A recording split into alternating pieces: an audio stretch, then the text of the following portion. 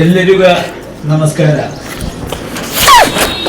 Panchayat president Shri Umar കൊൽക്കാടി, ജില്ലാ panchayat president Shri Sabu Abraham, സ്വാഗത പ്രാസംഗികൻ ശ്രീ അർഷദ് കൊൽക്കാടി, ജില്ലാ പഞ്ചായത്ത് മെമ്പർ ശ്രീ അസീസ് കുളത്തൂർ, വിവിധ പഞ്ചായത്ത് പ്രസിഡന്റുമാർ, വൈസ് പ്രസിഡന്റുമാർ, അതുപോലെ തന്നെ മറ്റ് വിശിഷ്ട അതിഥികളെ, വിദ്യാർത്ഥിനി സുഹൃത്തുക്കളെ, അധ്യാപിക സുഹൃത്തുക്കളെ, PTA അംഗങ്ങളെ, സഹോദരന്മാരെ, 3 മണിക്ക് റവന്യൂ മന്ത്രിയുടെ ഒരു പരിപാടിയിൽ ചെങ്കളയിൽ പങ്കെടുക്കണം. അതുകൊണ്ട് ദീർഘമായ ഒരു പ്രസംഗം നടത്താൻ ഞാൻ ഈ അവസരം വിനിയോഗിക്കുന്നില്ല. ഒരു വ്യക്തിയുടെ ജീവിതത്തിൽ ഏറ്റവും വലിയ സുവർണ കാലഘട്ടമെന്ന് പറയുന്നത് വിദ്യാർത്ഥി ജീവിതമാണ്. വിദ്യാർത്ഥി ജീവിതത്തിലൂടെ കിട്ടുന്ന അനുഭൂതികൾ നമ്മുടെ ജീവിതം കരുപ്പിടിപ്പിക്കാൻ ഉതകുന്ന ഒന്നാണെന്നുള്ള കാര്യം എല്ലാവർക്കും അറിയാം. വിദ്യാഭ്യാസത്തിന് ഒരുപാട് തലങ്ങളുണ്ട്. കേവലം സ്കൂളുകളുടെയും കോളേജുകളുടെയും 4 ചുവരുകൾക്കുള്ളിൽ ഒതുങ്ങി നിൽക്കുന്നതല്ല വിദ്യാഭ്യാസം. അതിനൊരുപാട് മാനങ്ങളുണ്ട്. ഇന്ന് വിദ്യാഭ്യാസം ആഗോളതലത്തിൽ മത്സരാധിഷ്ഠിതമായ ഒരു വ്യവസ്ഥയിലൂടെ കടന്നുപോയിക്കൊണ്ടിരിക്കുകയാണ്. ഒരു വിജ്ഞാന വിസ്ഫോടനം നടക്കുന്ന കാലത്താണ്. അച്ചടക്കത്തിൽ അധിഷ്ഠിതമായ, ആദർശശുദ്ധിയുള്ള, അർപ്പണബോധമുള്ള, സ്വാശ്രയശീലം തങ്ങളിലും ജനങ്ങളിലും വളർത്തിയെടുക്കാൻ കഴിയുന്ന, കായികവും മാനസികവുമായി പരിശീലനം സിദ്ധിച്ച സേവന സന്നദ്ധമായ ഒരു തലമുറയെ വാർത്തെടുത്ത് ആ തലമുറയിലൂടെ ഭാവിയിൽ നമ്മുടെ ജനാധിപത്യം, മതേതരത്വം, അതുപോലെ തന്നെ നമ്മുടെ ഭരണഘടന, ഇതൊക്കെ സംരക്ഷിക്കാൻ കഴിയുന്ന നമ്മുടെ രാജ്യത്തിൻ്റെ ഉത്തമ പൗരന്മാരായി ഇന്നത്തെ വിദ്യാർത്ഥികളെ നാളത്തേക്ക് വേണ്ടി വാർത്തെടുക്കുക എന്നുള്ളതാണ് വിദ്യാഭ്യാസത്തിൻ്റെ ആത്യന്തികമായ ലക്ഷ്യം.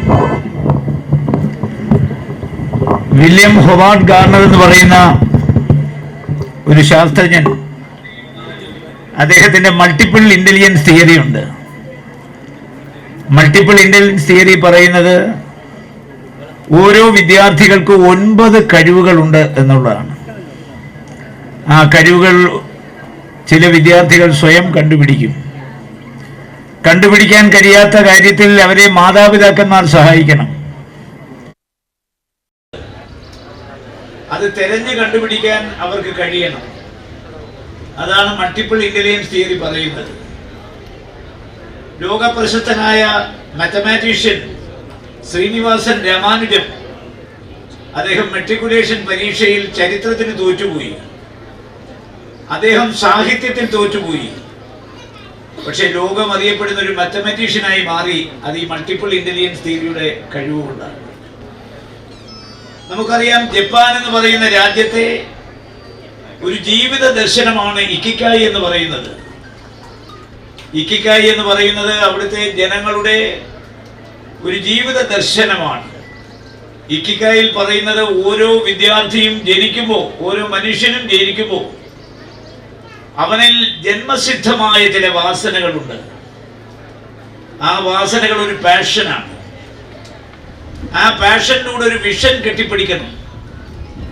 ആ വിഷനിലൂടെ ഒരു പ്രൊഫഷൻ കെട്ടിപ്പടുക്കാൻ കഴിയണം. അപ്പോ ജന്മനാ നമുക്കൊരു വിഷനുണ്ട്. ആ വിഷൻ ഒരു മിഷനാക്കി മാറ്റണം. ആ മിഷൻ ഒരു പ്രൊഫഷനാക്കി മാറ്റണം. അങ്ങനെ വരുമ്പോ നമുക്ക് എല്ലാവർക്കും ഉദ്ദേശിച്ച തലത്തിൽ എത്തിച്ചേരാൻ കഴിയും. വിദ്യാഭ്യാസത്തിന്റെ പ്രാഥമികമായ ഘട്ടമാണ് ഡേറ്റ എന്ന് പറയുന്നത്. ഡേറ്റയിൽ നിന്ന് വിദ്യാർത്ഥി ഇൻഫർമേഷനിലേക്കാണ്. ഇൻഫർമേഷൻ കഴിഞ്ഞാൽ പിന്നെ തിങ്കിങ്, നോളജാണ്. നോളജിൽ മൂല്യാധിഷ്ഠിതമായി ചിന്തിക്കുന്ന ക്രിട്ടിക്കൽ നോളജ് ഉണ്ട്. വിദ്യാഭ്യാസത്തിന്റെ ആത്യന്തികമായ ലക്ഷ്യം ചെന്ന് ചേരുന്നത് വിസ്ഡത്തിലാണ്. ഡേറ്റയിൽ നിന്ന് ഇൻഫർമേഷനിൽ നിന്ന് നോളജ്, നോളജിൽ നിന്ന് ക്രിട്ടിക്കൽ തിങ്കിങ്, ക്രിട്ടിക്കൽ തിങ്കിങ്ങിൽ നിന്ന് നമുക്കറിയാം വീണ്ടും വിസ്ഡത്തിലേക്കുള്ള യാത്ര.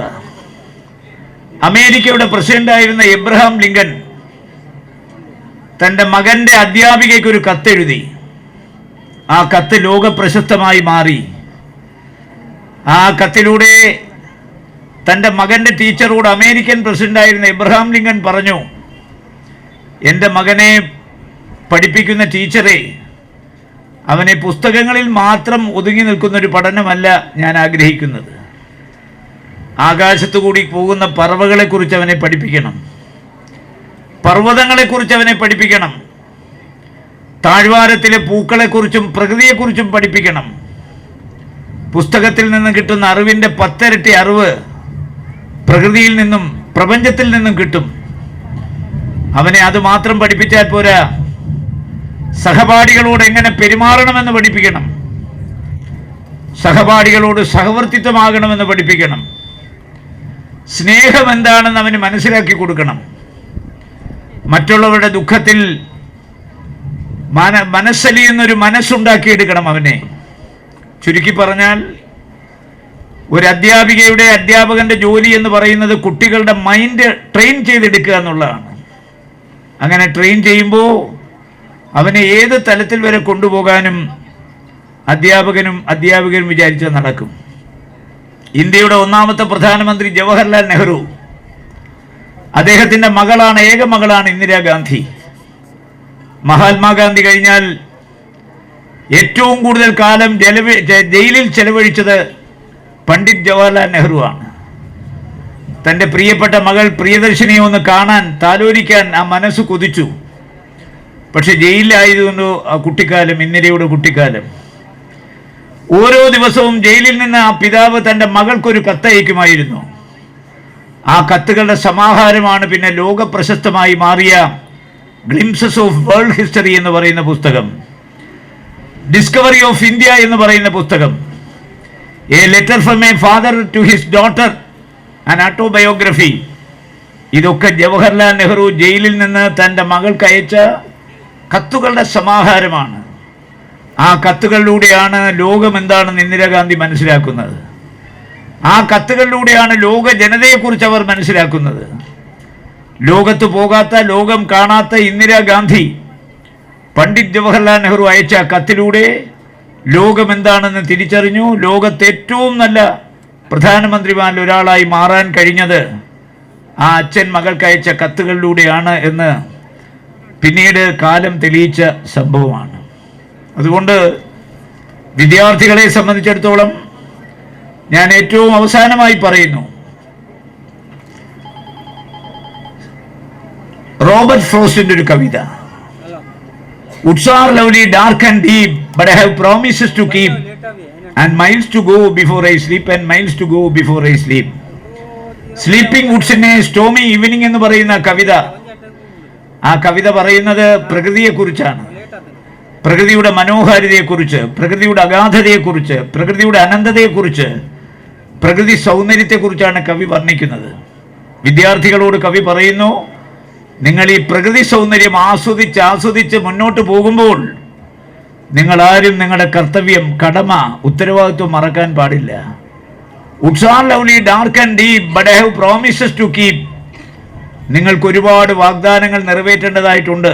ആദ്യം നിങ്ങളോട്, നിങ്ങളെ കഷ്ടപ്പെട്ട് ബുദ്ധിമുട്ടി, വീട്ടിലെ കഷ്ടപ്പാടുകളും ബുദ്ധിമുട്ടുകളും വേദനകളും അറിയിക്കാതെ നിങ്ങളെ വളർത്തിക്കൊണ്ടുവരുന്ന നിങ്ങളുടെ മാതാപിതാക്കന്മാരോട് നിങ്ങൾക്കൊരു ഉത്തരവാദിത്വമുണ്ട്. അത് കഴിഞ്ഞാൽ നിങ്ങളുടെ ഉത്തരവാദിത്വം ഗുരുക്കന്മാരോടാണ്. നമ്മളാരും ദൈവത്തെ കണ്ടിട്ടില്ല. നമ്മുടെ കാണപ്പെട്ട ദൈവം എന്ന് പറയുന്നത് നമ്മുടെ അച്ഛനും അമ്മയും ഗുരുക്കന്മാരുമാണ്. മാതാപിതാ ഗുരുർ ദൈവം എന്നാണ്. അതുകൊണ്ട് നമ്മളെ സംബന്ധിച്ചിടത്തോളം നമുക്ക് നമ്മളോടൊരു ഉത്തരവാദിത്വമുണ്ട്, കടമയുണ്ട്, കർത്തവ്യമുണ്ട്. ആ കർത്തവ്യവും കടമയും നമ്മുടെ ഉമ്മയോടും വാപ്പയോടും അല്ലെങ്കിൽ അച്ഛനോടും അമ്മയോടും ഉണ്ട്, അധ്യാപികരോടുണ്ട്. നിങ്ങളുടെ ആരുമല്ല ഈ അധ്യക്ഷ വേദിയിലിരിക്കുന്നവർ. നിങ്ങളുടെ വിജയിക്കുമ്പോൾ, നിങ്ങൾ A+ നേടിയെടുക്കുമ്പോൾ നിങ്ങളുടെ അച്ഛനേക്കാൾ, നിങ്ങളുടെ അമ്മയേക്കാൾ, നിങ്ങളുടെ ഗുരുക്കന്മാരെക്കാൾ ഈ പ്രദേശത്തെ സന്തോഷിക്കുന്ന കുറേ ആളുകളുണ്ട്. അവർ നിങ്ങളുടെ ആരുമല്ലാതിരിക്കാം. പക്ഷേ ഈ നാട്ടിൽ നിന്നൊരു വിദ്യാർത്ഥി സ്തുത്യർഹമായ റിസൾട്ട് നേടിയെടുക്കുമ്പോൾ ആ കുട്ടികൾക്ക് ഈ മെമൻറ്റോ തന്ന് ആദരിക്കുന്ന അവരോട് നിങ്ങൾക്കൊരു ഉത്തരവാദിത്വമുണ്ട്. അവർ സമൂഹത്തിന്റെ ഭാഗമാണ്. Woods are lovely, dark and deep, but I have promises to keep, and miles to go before I sleep, and miles to go before I sleep. Before I sleep എന്ന് പറഞ്ഞാൽ ഉറങ്ങുന്നതിന് മുമ്പല്ല, അവസാനത്തെ ഉറക്കം ആരംഭിക്കുന്നതിന് മുമ്പ്. ഒരു ദിവസം ഉറങ്ങാൻ കിടന്നാൽ പിന്നെ നമ്മൾ എഴുന്നേക്കില്ല. അതാണ് അവസാനത്തെ ഉറക്കം. ആ ഉറക്കത്തിനാണ് മരണം എന്ന് പറയുന്നത്. Time passes and time passes we die along. സമയമാം രഥത്തിൽ നമ്മൾ യാത്ര നടത്തിക്കൊണ്ടിരിക്കുകയാണ്. എപ്പോൾ വേണമെങ്കിലും ഈ ലോകത്തോട് യാത്ര പറയാം. അപ്പോൾ miles to go before I sleep and miles to go before I sleep. നമ്മൾ അവസാനത്തെ യാത്ര ആരംഭിക്കുന്നതിന് മുമ്പ്, മരണത്തിന് കീഴടങ്ങുന്നതിന് മുമ്പ് കുഞ്ഞുങ്ങളെ, നിങ്ങൾ നിങ്ങളുടെ ലക്ഷ്യസ്ഥാനത്തെത്താൻ ശ്രമിക്കണം. സർവശക്തനായ തമ്പുരാൻ ദീർഘായുസ് തരട്ടെ, വിജയത്തിൻ്റെ പാതയിലൂടെ നയിക്കാനുള്ള ശക്തി തരട്ടെ എന്ന് പ്രാർത്ഥിച്ചുകൊണ്ട് ഈ അവാർഡ് ദാന ചടങ്ങ് ഞാൻ നിങ്ങളുടെ എല്ലാം അനുഗ്രഹത്തോടെ, ആശീർവാദത്തോടെ, അംഗീകാരത്തോടെ ഔപചാരികമായി ഉദ്ഘാടനം ചെയ്യുന്നു. ജയ് ഹിന്ദ്.